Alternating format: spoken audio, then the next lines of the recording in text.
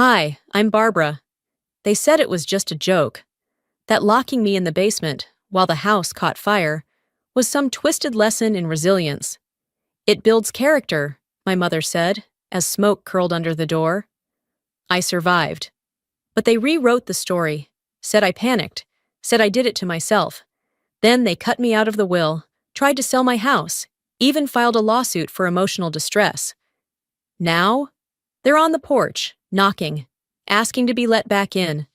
But after everything, who do you let in when they once left you behind a locked door? I knew the smell before I even stepped through the door. Lemon pledge, old carpet, and forced cheer. My mom always believed a clean house made a clean conscience. I wasn't so sure anymore. The front room looked like a Hallmark card had vomited all over it. Balloons in lavender and gold. A cake shaped like a gift box.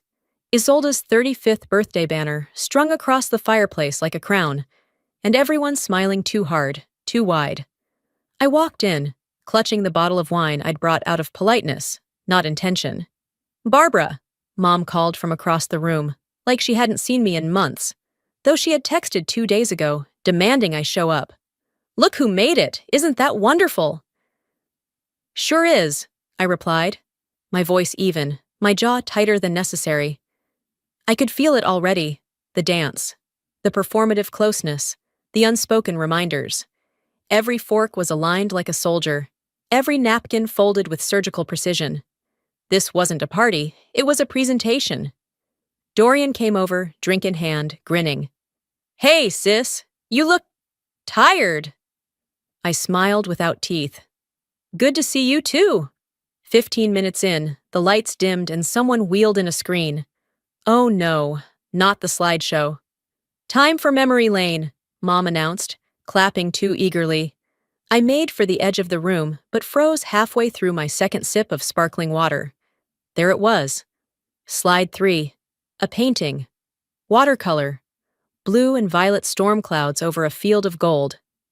I knew every stroke, every single brush line. I had painted it when I was 12. It had hung in my room for a year before it mysteriously vanished. On screen, the caption read, "Dorian's first art award, age 12. My stomach turned. Mom leaned in, her voice bright. "Wasn't it cute when Dorian was our little Picasso?" I stared at the screen, at my painting, at the lie beaming in pixels. I remembered crying when it disappeared. They said maybe I had misplaced it. Maybe I was being dramatic. I remembered believing them. I took a breath. "It's beautiful," I said. Nobody noticed the shake in my voice. I whispered inside my head, I wonder if Picasso ever got punched in the gut by his own last name. I left the room and made my way to the kitchen, needing a minute. It was empty, thank God. I opened a cabinet to grab napkins, knocked over a small tin in the process. It clattered, the lid popped open. Inside was a bunch of old name tags from family reunions. I picked one up. "Barbara, the liability." My hand went cold. The ink had faded, but not enough to disguise Mom's handwriting. My chest ached. I could still hear her voice, years ago. "Don't wear pink, Barbara. It makes you look unstable." I stared at the label. That was never a joke. That was a verdict. I slipped the tag back, slower than I wanted to. When I returned to the party, my plate stayed empty. I walked through the crowd like a ghost with lipstick on. Dorian was retelling some exaggerated story about a camping trip where he rescued a raccoon. Isolde laughed like it was the best story she'd ever heard. My mom pulled me aside. "Sweetheart," she whispered, "try to look less tense. It's Isolde's day." I turned to her, voice quiet but edged. "You labeled me a liability when I was 12. You think I've been tense since last week?" She blinked, smiled like nothing had been said, and walked away. That's when I knew. I wasn't here for family. I was here to remember why I didn't come around anymore. I excused myself to the bathroom, locked the door, washed my face twice. I didn't cry. I'd used up all those tears a decade ago. From my purse, I pulled out a sealed envelope labeled, "In case I'm gaslit again." Inside was a printed email from the county property office. Ownership of the family home, my name only. I slipped the envelope back into my bag. I hadn't come to fight, but if they started it, this time I was staying until the end. My mom's voice pierced through the bathroom door. "Barbara, could you come sign something real quick?" I opened the bathroom door and was greeted by the smell of buttercream frosting and the murmured clinks of glasses. The house wasn't loud, too much tension for noise, but there was an unnatural calm, like a gathering of people waiting for a verdict they already knew. I stepped into the dining room. Everyone was seated now, their faces turned toward me like I'd interrupted something sacred. Verena stood at the head of the table, beaming, the kind of smile that made my stomach twist. "Sweetheart," she said, her tone dipped in artificial honey, "we want to make today memorable. Just one thing to wrap up." On the table beside the birthday cake, pink, glossy, two-tiered, and too much, was a manila folder. Its presence was casual, as if it belonged between the salad tongs and the gift bags. "Before we cut the cake," she continued, "we thought this would be symbolic." Dorian swirled a drink in his glass, not even looking up. Isolde clapped, overly eager. I hadn't seen her this animated since high school cheer tryouts. Verena opened the folder and slid the contents toward me. "It's just paperwork to make the house official. Co-ownership. You know, a legacy gesture." I stared at the top line. "Transfer of property from Barbara E., last name, to Isolde V., last name." My fingers hovered over the page. "You want me to give Isolde the house?" Verena laughed, but it didn't reach her eyes. "Don't be so literal. Just share it. It's her 30th. Think of it as a gesture of love." I flipped through the rest. There was no clause, no repayment terms, no temporary agreement, just a straight transfer. Tucked behind it was a non-disclosure agreement and an addendum that read, "Barbara acknowledges past mental health concerns and agrees not to pursue liability against immediate family members." I looked up slowly. "Is this a joke?" Dorian chuckled under his breath. "Here we go." Verena stepped closer.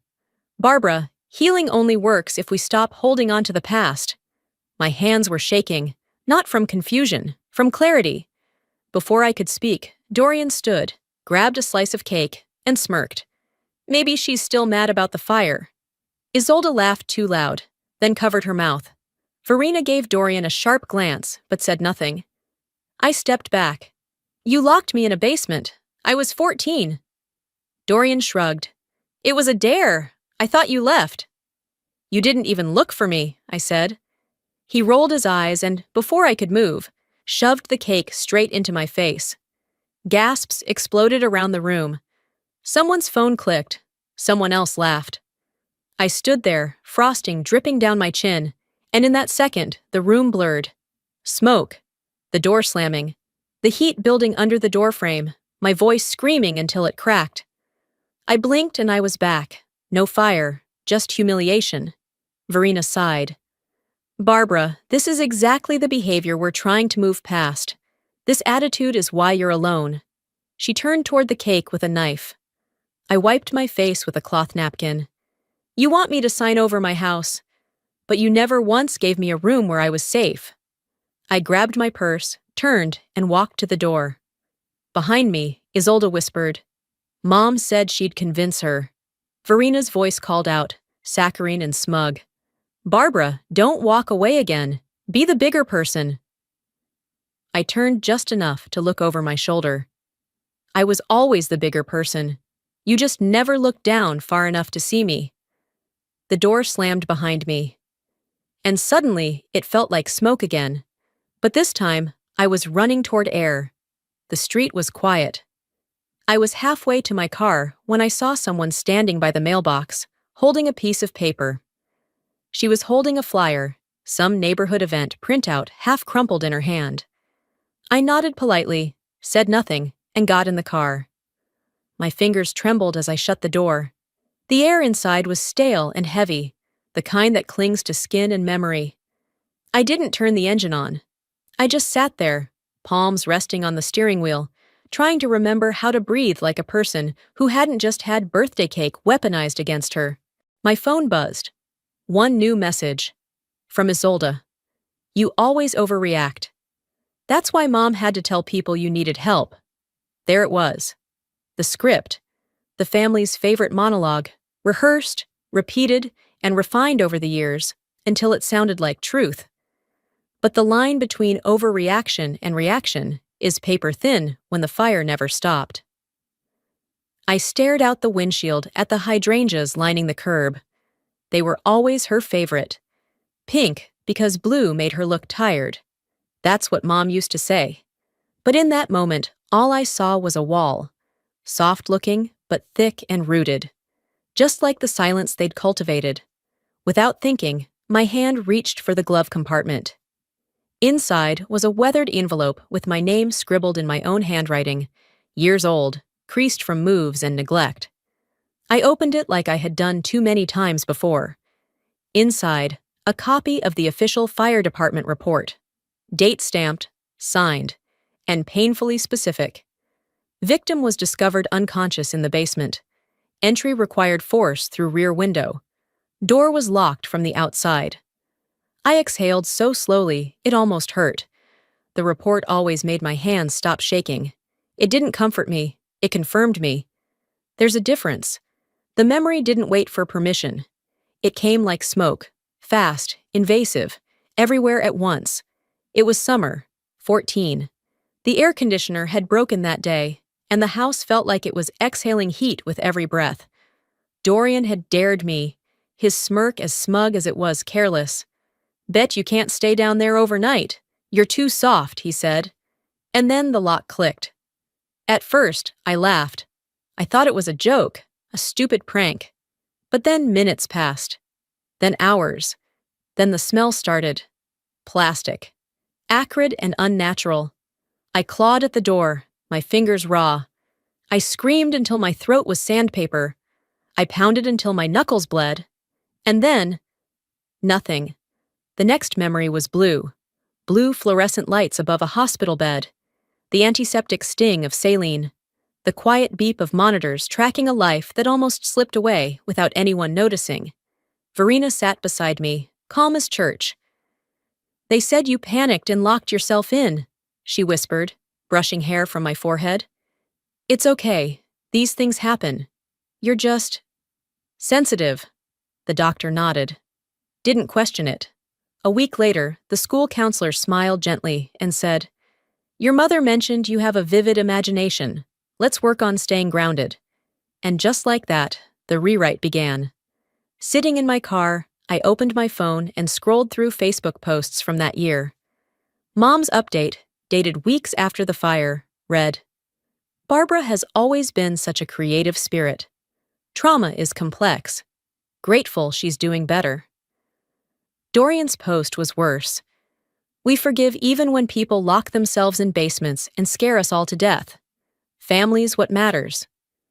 I didn't know whether to laugh or vomit. Maybe both. I whispered to myself, they didn't tell one lie. They built a whole library. The fire didn't erase me. It just gave them a clean page to write a version of me that fit better in their story.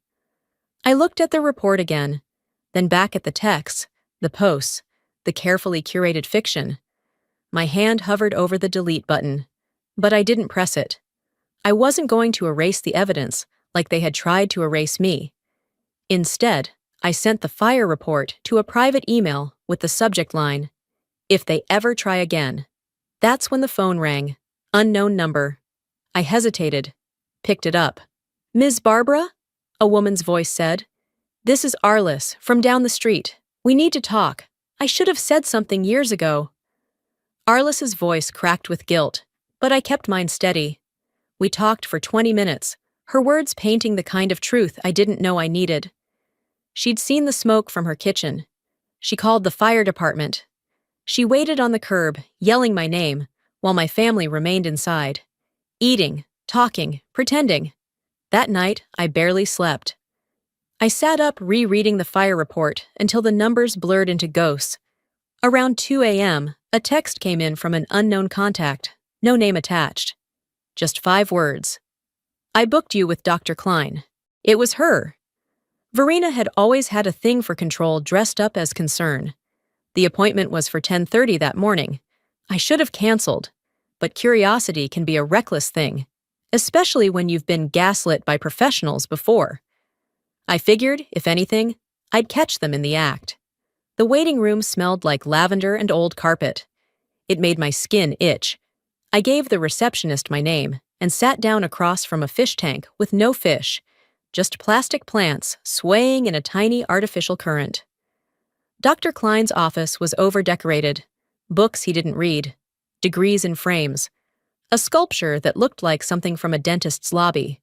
He smiled too fast, shook my hand too long. "Barbara, it's good you came." He didn't ask what brought me in. He opened a file already on his desk. My name was on the tab. "You're clearly articulate," he said within the first 5 minutes. "Your mother always said you were too smart for your own peace." I blinked. "She talks to you?" He nodded, unfazed. "Families have patterns. I like to understand the full landscape." I swallowed. "You mean she gave you a narrative?" He shrugged, as if this was all standard protocol. "Only background to protect you." And there it was. I had walked into a trap disguised as a therapy session. I stared at the wall behind him, where a painting of a river tried to convince me peace was possible in this room. I stood up. "I don't need a couch to be professionally gaslit. I've had years of practice for free." He didn't stop me. I didn't slam the door. That's the thing about people who think they're in control. They never see you leave until you're already gone. I stepped into the hallway and nearly collided with Isolde. She was seated on one of the leather chairs in the waiting area, fiddling with her phone. Her hair was tied back, makeup undone. She looked like someone who hadn't been sleeping, or maybe just someone who'd finally started seeing clearly. She glanced up, startled. "You too?" I asked. She nodded slowly. "They used him on me when I left Aaron." I froze. She never talked about that breakup, just that it had ended and Mom said it was for the best. "He was—" She paused, dropped her voice. "He wasn't safe." My breath caught. "And they didn't believe you." She shook her head, said I was being dramatic, that I had abandonment issues because of Dad leaving early. I studied her face. It wasn't makeup or tiredness. It was recognition and regret. "Back then, I thought you were just extra," she said, "but now I see they script everything." I gave a half smile. "Takes guts to say that. Just don't let it stop there." I didn't wait for her reply. I walked out into the Sacramento sun, my breath coming easier than it had in days. Back in my car, I let the engine hum beneath me.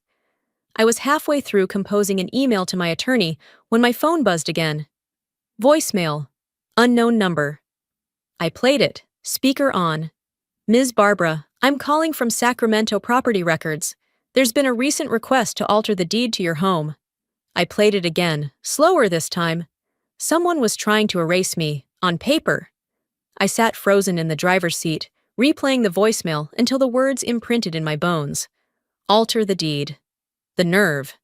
I hadn't even made it 24 hours from their last ambush before they tried to finish what they started, this time with paperwork.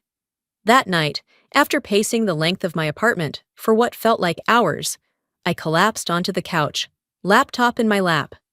I needed to understand just how far they were willing to go. That's when I opened the family group chat. My mother had just sent a message. "Look what I found! The photo from the day we almost lost Barbara." I clicked the link. The image loaded slowly, like it knew it was about to hurt me. It showed Verena, Dorian, and Isolde standing outside the house, our old home. Their arms were stretched toward the camera, faces twisted in theatrical panic.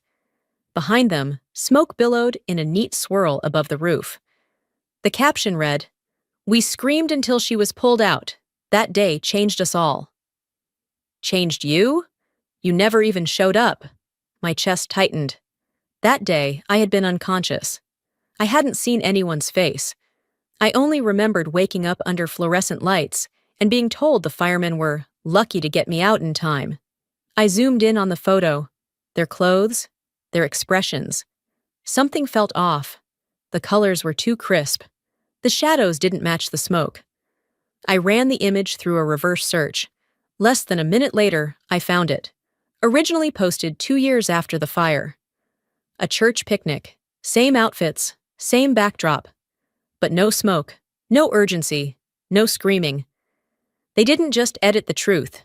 They manufactured a lie from a Sunday lunch. I whispered to myself, they didn't just rewrite history, they staged it. By the time the clock hit midnight, I knew what I had to do. I pulled on jeans, grabbed my keys, and drove to my storage unit just off Folsom Boulevard. The place smelled like dust and regret. I hadn't opened most of these boxes in years, but I knew exactly what I was looking for. Grandpa's old DVR?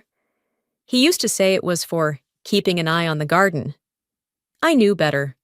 That camera had been aimed at the basement door for a reason. The unit's back corner held a box labeled "Tools Don't Toss." Inside, beneath a nest of coaxial cables and expired batteries, was the black camera body, heavier than I remembered. I took it home, charged it overnight, and prayed the files hadn't corrupted. By dawn, the screen flickered to life. The interface was clunky, but the date filter worked. June 3rd, 14 years ago. The footage was grainy, grayscale, time-stamped. I skipped past hours of silence until a motion sensor alert blinked on the screen. There he was. Dorian, teenaged, grinning. He walked into frame, looked around, then pulled the basement door shut with both hands. The timestamp blinked.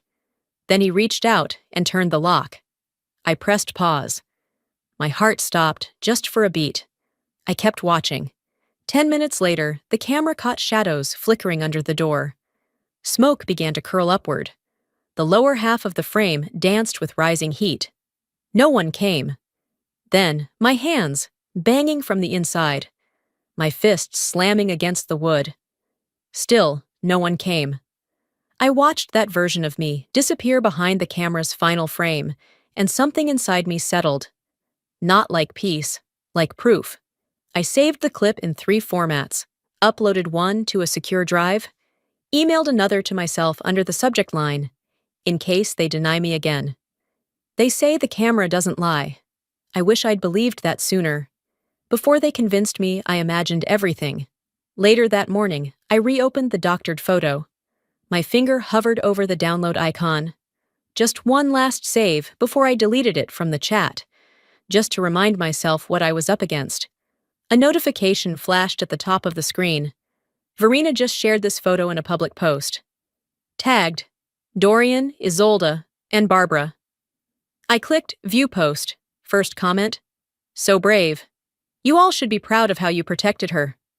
I stared at it, then closed the laptop. I wasn't protected, I said to the quiet room. I was packaged. The image of that fake photo still burned behind my eyes as I drove. I didn't remember starting the engine or pulling out of the apartment complex. I just knew I had to go. Back to the house, not as their daughter, but as the legal owner with something to say.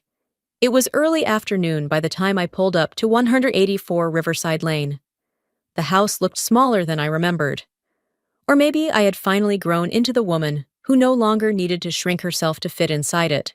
I stepped out of the car, the manila envelope tucked under my arm, and rang the doorbell. A few seconds later, Verena opened the door. Her expression flickered from surprise to irritation and under a breath. "What are you doing here?" she asked, voice flat. I didn't bother answering her question. "We need to talk." Dorian appeared in the hallway behind her, arms folded like a bouncer. Isolde peeked from the stairs but didn't say a word. "I'm not here to cause trouble," I said calmly, "but you all seem to have forgotten something. The house is in my name, and while I'm not kicking anyone out today, I will be heard." Verena crossed her arms. "No more theatrics, Barbara. You need to leave." My jaw clenched. The envelope crinkled in my grip. "I'll make it easy," I replied. "Show me to my room. I'll grab what's left of my things and go." They didn't stop me. The hallway was the same, still lined with those fake floral prints Verena insisted looked timeless. I opened the door to my old bedroom. It smelled like old carpet and other people's decisions. Half the space had been converted into storage. But there, in the far corner, was the suitcase. Still packed, still dusty, just as I had left it the night I was forced out at 19. I pulled it out, the wheels squeaking like they hadn't moved in years. I walked it down the hallway toward the front door.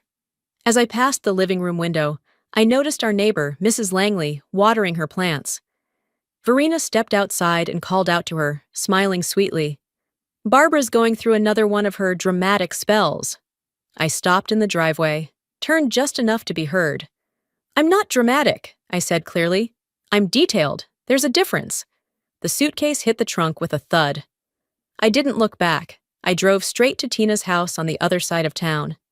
She met me on the porch, arms crossed but soft-eyed. "I've got space in the garage," she said.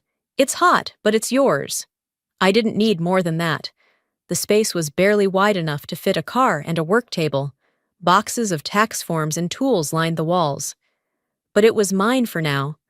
I set up a makeshift desk using an old folding table, my laptop, and a desk lamp held together with duct tape. Over the next few days, I did what I had always done when life broke a bone. I started building something stronger around the scar. I sent out proposals, reached out to an old contact who now worked at a small California-based startup. 3 days later, I landed a UX contract. I rented a P.O. box so they couldn't trace my address, filed a business name with the state, and for the first time in years, I was starting something entirely mine. One evening, Tina walked in while I was hunched over wireframes, the overhead bulb swaying in rhythm with the fan. "You ever take a breath?" she asked, arms folded. I grinned faintly. "Rest is for people who aren't one lie away from being erased." She sat on a paint can, exhaling slowly.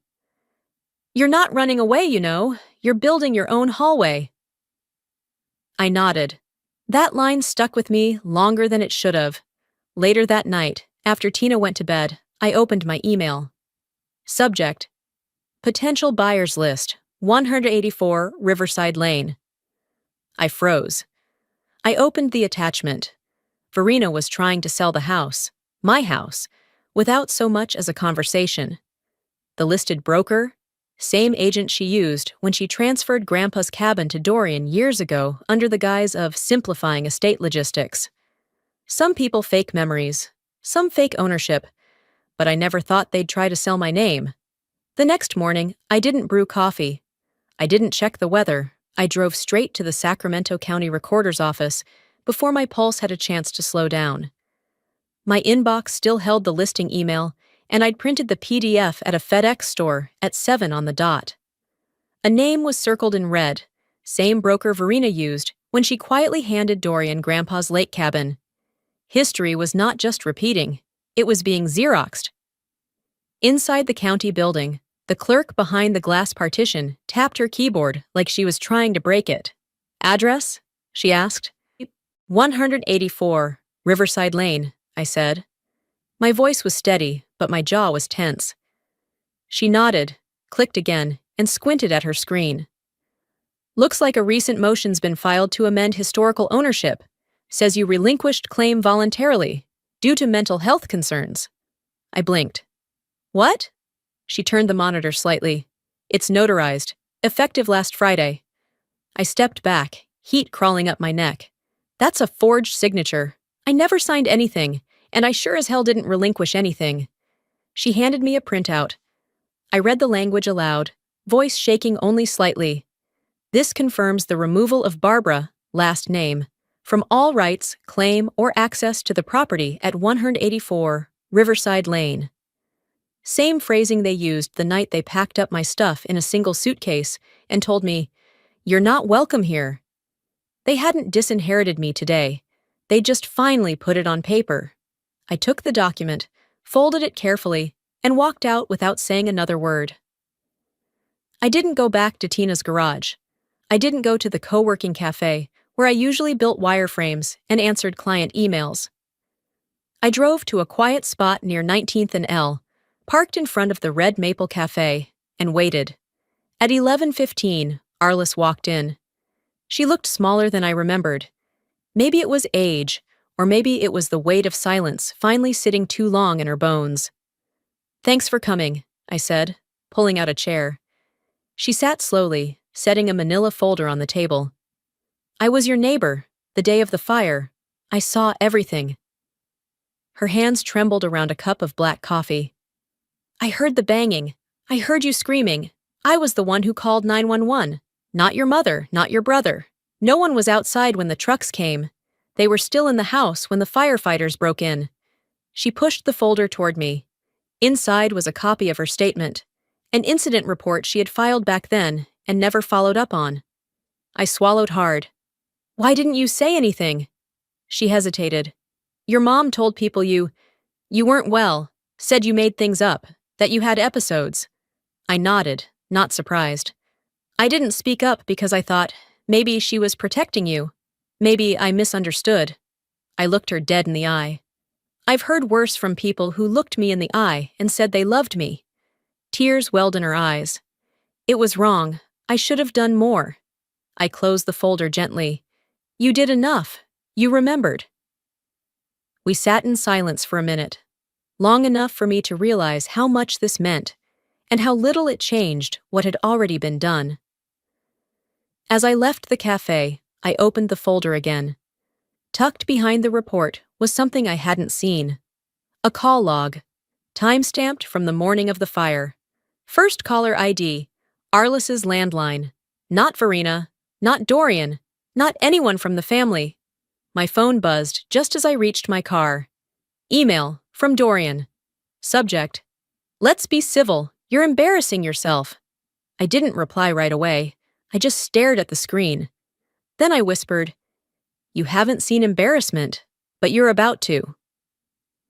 By the time I hit reply on Dorian's email, I already had the fire report, Arliss's signed statement, and the call log ready to go. But I didn't send them. Not yet. I didn't need words. I needed action, and I knew exactly where to start. That Thursday morning, I walked into the real estate office downtown wearing jeans, a black t-shirt, and the kind of stillness that made receptionists nervous. My attorney, Randall, met me in the lobby with a manila folder already in hand. "Everything's prepared," he said quietly. "We close in 15 minutes." The office smelled like fresh paint and overcharged toner, a place built for erasing the past, with just enough polish to look official. The seller's agent never showed. It didn't matter. Randall slid the documents across the table. I signed every page with a calm that didn't match the firestorm I felt inside. When it was done, the receptionist handed me the keys. "Funny," she said, half laughing. "The seller never asked who was buying." I tucked the keys into my purse and smiled. "That's why I paid cash." Afterward, I stopped by a locksmith on Franklin, asked for the quietest deadbolt they had. Then I filed the eviction notice. Lease termination. Effective 30 days from delivery. Legal, clean, final. I didn't even bother driving straight home. I parked 4 houses down from Riverside Lane and waited. I watched from the shadow of my rearview mirror as Verena opened the front door around 8 p.m. She wore her hair up, wine glass in one hand, phone in the other. She stepped outside to grab a package, probably some overpriced candle she'd use once and gift later, when her eyes landed on the notice taped to the doorframe. Even from the car, I saw her freeze, read, then read again. The glass dropped. Dorian appeared behind her, barefoot, shirtless, with a box labeled "for storage" in his arms. He shouted, loud enough for the whole street to hear, "She can't do this!" Inside the car, I whispered, "I already did." I didn't linger. I didn't need to. Their screams were loud enough to echo long after I drove off. Back at Tina's garage, the air felt warmer than usual. I sat on the edge of the cot, holding the new keys like a rosary. I didn't smile. I didn't cry. I placed them in a drawer, turned the lock, and walked away. I didn't win, That word never fit right anyway. What I did was reclaim, inch by inch, breath by breath. No music, no celebration, just quiet. The kind that doesn't need an audience to be true. The next morning, I checked my P.O. box before heading to a coffee shop downtown. One small package, no return address. Inside, a flash drive. That was it. No note, no context. But the label? Truth, finally! I went home, made tea, and sat at my laptop. I plugged in the drive. The first file blinked to life. firenightvoicemail.ov. I clicked on the file, and for a moment, there was nothing but static. Like the drive needed a second to remember how to breathe. Then her voice came through, clear, direct, chilling. Don't let anyone in that room until I say. She needs to know what it's like. It was Verena, sharp, calculated, talking to someone, maybe Dorian, maybe someone else. I didn't recognize the other voice, but it didn't matter. That line, she needs to know what it's like. I sat there, letting the words settle into the spaces my memories had tried to seal off. There were other files. A scanned letter from Uncle Ephraim, confessing that Verena had threatened to cut him out of the family completely if he spoke up about the fire. And a photo, time-stamped. There I was, limp, soot-covered, being carried out by a firefighter. And behind me? No one. No Dorian. No Verena. No one. There was the match. And now the flame. The next morning, I got dressed in silence and drove straight to the courthouse. I didn't wear anything special, just a gray blazer and black slacks. I didn't need to look strong. I just needed to look like someone who had nothing left to prove. The clerk at the front desk glanced up. Back again? I nodded. Filing a motion, evidence for an injunction. They're trying to sell a house that belongs to me. She recognized my name. She didn't ask for details. You know, she said softly, they've already filed a countersuit. Emotional distress, defamation. I almost laughed. They better have tissues in court. By noon, I had turned in the full packet. Fire report, Arliss's sworn statement, call logs, photos, and now, the voicemail. Randall, my attorney, said we'd get an emergency hearing by Friday. That gave them just enough time to think they still had a shot. Friday came fast. The courtroom was cold, with that stale institutional air that seemed to cling to unresolved truth. I sat at the front, flanked by Randall and a paralegal. Verena walked in wearing navy, her expression pinched and polished. Dorian followed, chewing gum like it was a defense strategy. The judge entered. We stood. We sat. And then the surprise. Your Honor, Randall said, we'd like to call a witness, someone not listed in the original filing. The judge narrowed her eyes. You understand the risk? We do. The bailiff opened the side door. Chief Armando Mendez stepped through. Former fire captain, retired 10 years now. Still upright, still focused. He took the stand, placed a thick hand on the Bible, and sat. I pulled the girl out myself, he said. Back then, it wasn't my place to speak, but that doesn't mean I forgot. Verena objected. Her lawyer said the testimony was irrelevant. The judge raised a hand. I'll allow it. Mendez leaned forward. We got the call from a neighbor. No one from that house called us. No one was outside yelling. We broke the basement window. We dragged her out while the family sat in the living room. The room was silent. Verena looked straight ahead. Dorian bounced his leg under the table. Isolde! She was in the back, hands clasped in her lap, eyes red. The judge looked over the files, nodded slowly, then said, If what has been presented here is true, there may be grounds for criminal charges. We'll reconvene in 2 weeks. I stood and left the courtroom without looking at Verena. I didn't need to see her face. I already knew what lived behind it. Outside, the sun was blinding. A half-dozen reporters swarmed the sidewalk, questions flying, microphones thrust forward. I walked straight through them. No words, no answers. At the corner, my phone buzzed. A message from Thurman, my father. You win, it read. But there's something in the will you don't know. I stared at the screen. I didn't need to win. I needed the world to stop believing their version. But what he said next made me realize the story still had one secret left to tell. I didn't call him back right away. I waited until Saturday morning, then met Thurman at a modest legal office tucked behind a row of fast food chains and dry cleaners. The kind of place no one noticed unless they had paperwork or regrets. He looked older. Not old, just worn. The way people do when they've spent decades keeping their spine straight while someone else steered. We sat across from each other at the conference table. He didn't try to hug me. That was something. "You were left off the original trust," he said, sliding a file across to me. "Your mother told the attorneys you'd voluntarily surrendered your share during your recovery."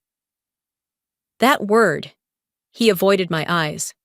"She forged your signature, said it was to avoid complications."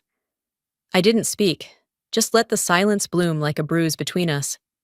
"And Dorian," he paused, voice catching. "He drained almost everything. Gambling, bad crypto investments. He even took out loans in my name. I didn't know until the collection started." I opened the file, saw my name omitted in perfect legal font. "He didn't fall," I said finally. "You all padded the ground until the padding caught fire." Thurman didn't respond. Maybe because he knew there was nothing left to say. That same afternoon, local news ran a short segment about a subpoena issued for Dorian. Wire fraud, estate misuse. I watched it from the corner of a sandwich shop, my phone propped against a salt shaker. He looked tired in the footage. Not sorry, just tired. His social post later read, "People betray you when you give too much. I regret trusting everyone." I almost laughed. "Funny," I muttered to myself. "I regret not seeing through you sooner." 2 days later, I returned to the family house. My house. I parked in the back, unlocked the gate, and stepped into the yard. The grass was overgrown, but not wild. Just forgotten. I walked toward the deck. That's when I heard it. A soft shuffle, and then, from under the wooden steps, emerged a shape I hadn't seen in years. Milo, the family cat, old and stiff-legged, with a torn ear and eyes still too wide for his face. He limped toward me slowly, cautiously. Then, without hesitation, nudged his head into my palm. "You remember me, huh?" I whispered, kneeling down. He purred softly, circling once before settling beside my feet. No one had told him what to think. No one rewrote me in his mind. He just remembered. And that, more than court filings or witness statements, broke me in a way that finally felt clean. I sat on the deck for a while with Milo, watching the sun shift across the fence. A breeze came through. For once, it didn't feel like warning. It felt like permission. In the days that followed, something strange happened. Emails. From people I never expected. My fourth-grade teacher, a neighbor who once told me to keep my music down, even an old friend from church. "I'm sorry. I should have asked what happened." "We didn't know. We just believed her." I didn't write back, but I printed every message, taped them up along the back wall of my new home office, just above the window where the light came in softest. Not forgiveness, just evidence of awakening. Then came the voicemail. Unfamiliar number. No introduction, just her voice. "Verena. You may have the house," she said. "You may even win. But I will never say I was wrong. Never." I closed my eyes and whispered, "You just did." The day of the will reading came with heavy skies. Thick, gray, undecided whether to break open or hold their grief a little longer. I walked into the legal office alone, but not empty. I carried silence like armor now. Inside, Isolde sat near the corner of the room. She didn't look up, didn't wave, just clutched a tissue in her lap like it was the last apology she had left. Verena entered 5 minutes late, sunglasses on despite the dim light. Her lips were pursed so tight they looked stapled shut. Dorian didn't show. The lawyer, a calm man with thin glasses and an overused yellow legal pad, cleared his throat. Thank you all for being here. This is the updated reading of the family name trust and property allocation, as amended 2 weeks ago. He looked at me first. To Barbara, we reinstate her full property and estate share, based on new evidence presented. He didn't need to elaborate. Everyone in the room already knew what that meant. To Dorian, the trust is suspended pending investigation. Verena opened her mouth, but he cut her off. There is more. He unfolded a single page, read slowly, deliberately. It's a letter from Ephraim, last name, submitted posthumously. In his words, I witnessed the family deliberately exclude Barbara from the trust. Verena told me, and I quote, she needs to be taught she's not indispensable. That's the only way she'll shut up. The room didn't gasp. The silence did. Isolde turned away, wiping her face. Verena said nothing. I said one word. Quietly. Finally. Afterward, I found Thurman outside near the parking lot, standing alone in a patch of early afternoon sun. He held a worn manila folder in both hands, like it might float away if he let go. I owe you this, he said, handing it to me. Inside were property records, signed deeds, notarized forms. These are the papers, the ones I signed to sell your grandparents' lake cabin, to cover Dorian's rehab and restitution. I flipped through the documents. My name was on the title. You didn't ask, I said, not a question. He lowered his head. Your mother said you wouldn't care, that you wouldn't know. You didn't even look at me and ask. He didn't defend himself, just nodded like someone who finally understood what accountability tastes like when there's no salt to sugarcoat it. We walked in silence toward the bus depot a few blocks away. He was leaving town, staying with a cousin up north. No one had asked him to. No one had stopped him. We sat on the wooden bench as a bus pulled in. He watched the doors open, then looked at me. I didn't know how to father you, he said. You scared me. You still do. It wasn't cruel. It was the closest he'd ever come to the truth. I nodded. That's the closest thing to truth I've ever heard from you. He boarded without turning back. I didn't wave. Later that evening, I walked home. The rain had started, soft, insistent, like it had been holding back for years and finally got permission. As I reached the porch, I noticed something wedged into the doorframe. A single sheet of notebook paper. No envelope. The handwriting was familiar, slanted, rushed. I'm sorry, I should have stood up earlier. Isolde. I folded it once, slid it into my coat pocket. Then I noticed the manila envelope beneath it. Official, sealed. A court subpoena, filed by Verena, claiming emotional damages. I didn't sigh. I didn't curse. I just stood there, letting the rain soak through my sleeves, thinking one thought as clear as glass. They weren't finished. But neither was I. A month passed like a door swinging shut. Slow at first, then final. The lawsuit didn't disappear, but it stalled. My attorney filed the right papers. The subpoena never reached trial. Maybe Verena realized how little sympathy there was left for her. Or maybe she finally accepted that the audience she once played to had turned their chairs. The morning of the center's opening arrived cool and still. I stood outside the renovated house, my house, though I no longer called it that, and read the plaque bolted near the front steps. Layla's Light, Center for Recovery and Rebirth. They asked if I would live in it, I told a reporter earlier that week. But some places aren't meant to be homes again. They're meant to be starting lines. The front yard was filled with folding chairs, a podium, and people I didn't expect. Local officials, teachers, volunteers, women from shelters, mothers, daughters. Tina wore a navy blazer and stood behind the reception desk, clipboard in hand. Milo slept on the window ledge, tail flicking in slow circles. I adjusted the mic and took a deep breath. As I stepped toward the ribbon, the breeze lifted my sleeve just enough. A child in the front row pointed at my wrist and whispered to her mom. Someone asked gently, "What does that mean?" They were referring to the 3 small black dots tattooed on the inside of my wrist. I smiled. 3 days, I said. Basement, silence, survival. I never forgot. Now I make sure others don't have to. Applause rose, not loud, not showy, but real. I didn't feel proud. I felt present. Across the street, a car door shut. I turned subtly.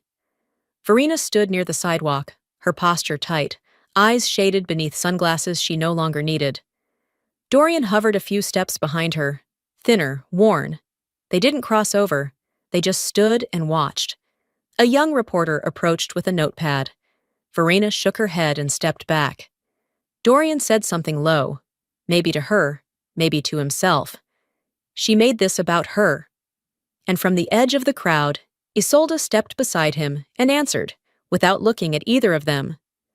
No, she made it about healing. We just weren't invited. Inside the center, the ceremony gave way to quiet conversations, laughter over coffee, hands tracing old photos of other survivors, now mentors. I wandered the halls slowly. The paint was fresh, but the walls still remembered. I touched the doorknob of the basement. It was unlocked. I opened it.